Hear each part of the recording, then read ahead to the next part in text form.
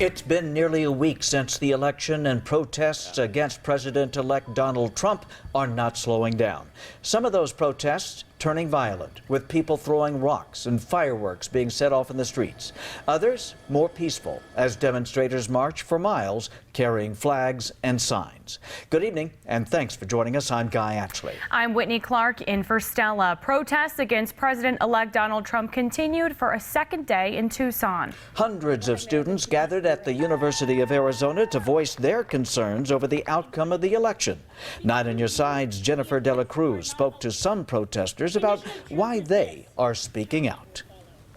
Students at the U of A told me they started organizing this event as soon as Donald Trump won the election. Although they said they know they can't change the outcome of the election, they wanted to create a safe place where their voices could be heard. The U of A Mall was covered by a swarm of protesters holding signs and chanting things like "Love Trump's hate." The crowd listened to several speakers who took stage to voice their concerns over the president-elect. The nationwide protests have continued even after Donald Trump, President Obama, and Hillary Clinton have called for unity across the country. Some students I spoke to today say Donald Trump's words don't align with his actions.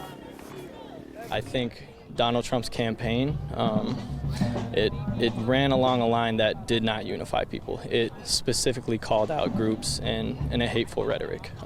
So that is not something that many people here feel like they can now unify themselves with. Yeah, it's like good to come together for unity, but like Donald Trump's whole thing was like not about unity, like, and that's how we got there. So it's kind of like yeah, like now you're doing that, but like you got here because of all this hate. So it's just like, what does that say about America to me, you know? The rally centered around supporting minority groups that some say have been victimized by Donald Trump, including Hispanics and members of the LGBT community.